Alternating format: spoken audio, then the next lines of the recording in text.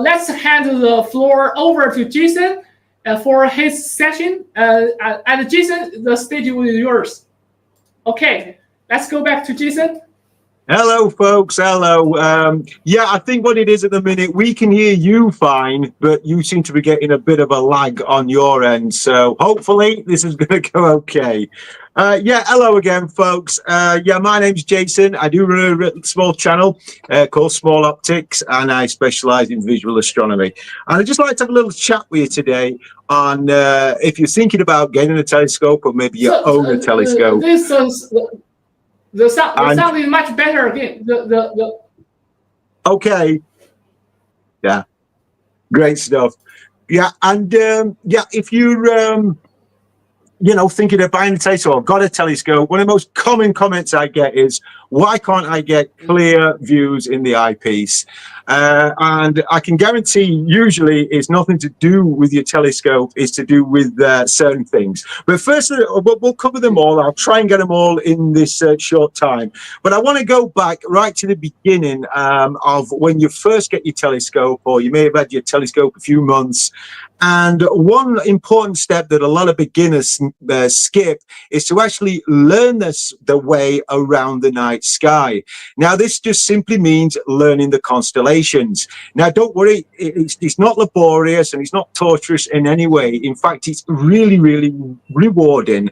And it's probably one of the most useful things you can do in astronomy, especially on the visual side and also on the astrophotography side. Because even though you may be thinking about maybe getting a go-to telescope, for instance, you're still going to need a small bit of knowledge of the night sky. Now, there's 88 constellations, and I don't intend you on memorizing them all. Even I don't know all 88 constellations. And plus the fact, they're seasonal. And also, depending on what part of the world you live on, you're not going to see them all anyway. But with them being seasonal, this means you've got a good 12 months to give yourself a good bit of fair old knowledge of the night sky. And I can't tell you how important and beneficial that is. Now, eventually you are going to get a telescope, or you may already have a telescope or whatever, and struggling with views. So the next thing I'd like to talk about really is just using your telescope and using it correctly.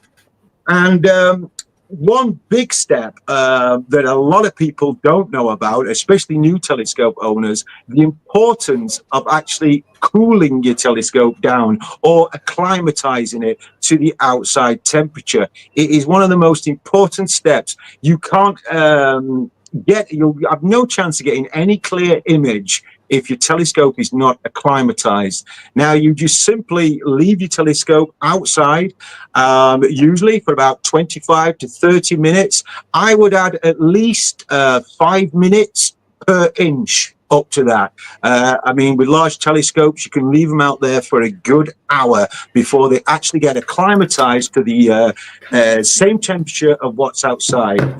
Because you see, when you store your telescope inside, all the air inside the tube is going to be completely different to the air outside, whether that's colder or warmer. Because if you live in a hot climate and you're using aircon, then you need to warm the telescope tube up to match the air outside. So all these little tips like that, like I say, will dramatically improve. Just doing that one tip actually may be the answer to why you can't get those clear views in your eyepiece. Another important factor for visual astronomy is where you set your telescope up. And it's important really to set the telescope up as far away from buildings as you can, such as your house, because what you'll find is buildings actually generate heat in the day, and that is going to be released at night, even though you can't see this heat dispersion. Well, as soon as you start putting magnification on and your telescope's close to a building, you're going to get a lot of atmospheric turbulence, and again, this is going to really impair your visual views. So make sure you set your telescope out a good distance from your house, so as far as you can away from buildings. Now, one battle that we all have to deal with, unfortunately, is light pollution. And again, this is a big factor, especially if you want to see those faint fuzzies, as I like to call them, the deep sky targets visually. Light pollution is always going to be a problem. But again, there's a few little simple steps you can do to combat this without spending any money at all. And one of them is, which I still do to this day, is to say if when you're setting your telescope up, there may be an annoying row of street lights, or there may be a neighbour's outside light that's shining onto where you want to observe. Well, it's a really simple answer. If you can, hang a sheet up, just like a washing line, if you like, and use a dark, opaque sheet. I still do this to this day. And what this is going to do is going to cast a shadow and cause a nice darkened environment where your telescope's going to be. This is going to dramatically increase your chances of seeing fainter objects visually. Now, of course, it's not always easy for people to string lines up. So another solution you can do, and this is probably even better, you do look a little bit strange, admittedly, but use a towel. You can actually get a towel, and as if you were going over a hot steam bath when you've got a head cold. You do the same thing, put the towel over your head in the eyepiece, and you're totally going to be blocking out any stray light coming in, having a nice dark environment in the eyepiece. And of course, you could do this with a hoodie as well, and pull a hood over the eyepiece. And like I say, you won't believe the difference this makes if you do live in, like most of us do, quite light polluted skies. Now, there's one more little tip you can do to combat light pollution for visual astronomy. I'll just demo it on this little scope here. And what you can actually do is extend your dew shield. Now, of course, a dew shield is just something that we use to keep the dew off the telescope. But if you can just make a makeshift cardboard tube, paint it a dark color, preferably matte black on the inside. The longer this tube is, the better it will be. Now, your telescope just finish up looking a little bit ridiculous, but believe me, the difference this makes is quite incredible, because if you've got a lot of stray light coming into the tube of the telescope, all this is going to scatter around, causing bad contrast at this end. Having a longer dew shield, a makeshift dew shield, in the actual fact what you're doing is you're pushing the optics way back down the tube, so any light that's scattering across the top will be dispersed and lost before it gets down to your optics. So there's just a couple of tips of really improving your visual side and getting those clearer views. Now, the other thing I want to point on that's really important, especially when it comes to the visual side, is using the right using the right tool for the right job. And what a lot of new telescopes have in their head, and it's a big misconception, is that it's all about magnification, power, power, power. The more power they put on, the better they're going to see the image, or say it's the planet you want to look at. You know, you're going to slam on, say, 600, 700 power. Unfortunately, this is bad practice and it won't work. The truth of the matter is, I don't know many astronomers that rarely go above 200, 250 times. This is simply because what we talked about earlier about bad turbulence, bad atmosphere, and that's because we do live on a planet with an atmosphere, a very dirty atmosphere. And when you're using high magnification, you're also magnifying those bad turbulence as well in the night sky. So putting too much magnification on a telescope is a no-go area. A lot of so don't be putting a 3mm eyepiece with a 2x Barlow and things like that. I have heard some horrific horror stories like that. You'll find that your best views visually through any telescope is always going to be low to medium power. This is something like a 15mm eyepiece right up to maybe a 30mm eyepiece. And it's so important that you don't overpower your telescope. And you need a baseline to know whether you're going to overpower your telescope. And it's simple, really. All you've got to do to find out the maximum magnification of your specific telescope is just take the objective lens in millimeters. Say, for instance, it's 70mm, and then just double it, times it by 2. So 270s, 140. So now you know that your telescope maximum practical magnification is 140 times. So now you've got a baseline. Now you need to work out which eyepiece is going to magnify, or how much a particular eyepiece is going to magnify with your telescope. Now, of course, eyepieces will magnify different magnifications in different telescopes, and this is all down to the focal length of the telescope. So for instance, there's a simple bit of maths to do to get out so you know you're not overpowering your telescope and see where you roughly are with the power. You simply take the focal length and you divide it, you divide the focal length with whatever eyepiece you're going to use. So for instance, if your telescope is an 800mm focal length and you're using a 25mm eyepiece, well, 800 divided by 25 is 32. So you know that that eyepiece, that 25mm eyepiece in your telescope will magnify 32 times. So as you can see, you're nowhere near that maximum danger zone in any way. So that's just a little tip just to get to know your telescope a little bit better, because like I say, overpowering your telescope is not a good thing. It's not good practice, really. Now, every telescope does have a sweet spot, actually, and you'll find, but just by experimenting with different eyepieces and maybe combining with Barlow lenses, again, it's not advisable to go any lower than a 10mm eyepiece with a Barlow lens, and just find that sweet spot. Like I say, it's a little bit of experimentation, but you'll find it's low to medium power. Is that about my time, or are we okay for time?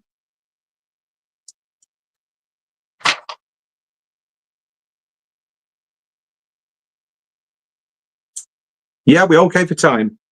Okay then. Yeah, the other thing I want to just point on is deep sky. Now, deep sky visually can be incredibly challenging in a telescope of any size, really. But there's, again, some little important steps that you need to take to even stand a chance of seeing those faint fuzzies. And it's really important to get your eyes dark adapted. Now, this can take up to 20 to 30 minutes usually. And I can't stress the importance of that step. Don't think for any chance you're going to see any of those faint objects if you just come straight from indoors, straight to the eyepiece of the telescope. It's just not going to happen. Like I say, 20 to 30 minutes before your eyes get fully dark adapted. So that means get yourself organized, you know, get the eyepieces that you're going to need. Make sure you're not going to be nipping in and out of doors, because as soon as you hit artificial light, bang, that's it. That's your night vision gone in an instant. And it's going to take you another 20 to 30 minutes for that to get back to the night vision. Another little tip you can do if you do have to go indoors, it looks a little bit peculiar, and if people see you, they'll say, what have you done to your eye? And that is just to cover one eye up, cover your observing eye up if you do need to go indoors, and walk indoors, get your eyepiece, walk back out. This means this eye is, you know, not being damaged by light pollution. I've even heard of astronomers using sunglasses indoors, dark sunglasses, so they're maintaining that dark adaptation. It may sound silly, but it really is worth doing, especially if you're a deep sky hunter. Another little tip visually to find deep sky is if you can't quite, if it's just like this fuzzy blob in the center of the eyepiece and you're sure you're in prime focus, and you still can't see much detail, you can use a technique called averted vision. Now, this is simply looking out of the corner of your eye, if you like. It's a bit like bringing your hand till you can't see it, and then you slowly bring your hand in. Now, I can see you, and I can also see my hand at the same time. That's your averted vision technique. And what you would do is you get the target in the center of the field of view, and then slightly look to one side of the eyepiece. Don't look at the target. Look to one side, like open space, if you like, and just get that deep sky target in your peripheral vision, and you'll be surprised how much detail you can see. Now, I'm not no eye expert, but I know it has something to do with the light rods in our eyes. They're very sensitive to low light, and it gets all them working. And it's a little tip and a little technique that you can try if you are struggling to find deep sky targets. Another thing you can do that sometimes help if you're not quite sure if you can see what you want to see is to just tap the telescope. It sounds a little bit strange, but believe it or not, just tapping the telescope and getting the image to just move a little bit can sometimes bring out, you can say, oh, there it is, and just bring out that faint, fuzzy, as I like to call them, deep sky targets. And finally, I think what I'd like to point on is one big mistake. Again, we talked about overpowering your telescope. And this is something we're all guilty of. I've been guilty of it in the past. And this is not spending any time at the eyepiece. Now, what you'll find a lot of people do when you point your telescope up at a target, you look and you go, oh, yeah, isn't that nice? Now, I spent about 3 seconds at the eyepiece there, and that's usually about the average time a person will spend at the eyepiece. And this is really bad practice. And this goes back to a primitive instinct we've got as humans. And that is, we've got something really close to our eye. We want to back off and, see what it is. And it can be quite hard to, resist that urge of pulling back. But I really do encourage you to spend as much time looking at that object as you can. But you can't possibly do that if you're not comfortable. Now, I've done an entire video on this. I called it Comfort is the Key. It's the key to success of getting better views out of your telescope. Now, when you set your telescope up, it's important that the maximum amount of movement that you want to do is that. Okay? Is just slightly nod your head or if it was this way, like that. You don't want to be doing any more of that. You don't want to be creaking your neck. You don't want your neck to be twisted. You don't want to have your back cricked or your knees bent. You're not going to spend any time at the eyepiece observing like that. Now, there's absolutely no rules in the book saying you can't sit down.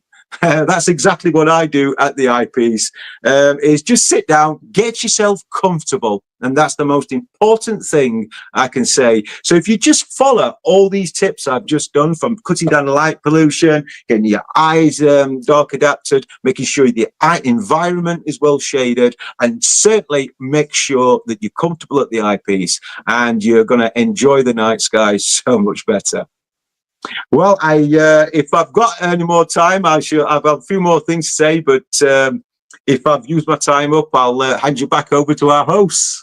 Thank you so much, Jason. Yeah. Is that okay? Yeah, thank you. Thank you. Like I say, I don't know if I used my time up there, but... Okay. Sorry, we were muted earlier. No problem. Yeah, we couldn't hear you, but that's no problem. Really hope Jason's expertise will help everyone enhance their visual observation this summer. Yeah, thank you so much, Jason, for sharing. It's a fantastic sharing, and we hope this expertise help everyone to enhance their visual observation this summer.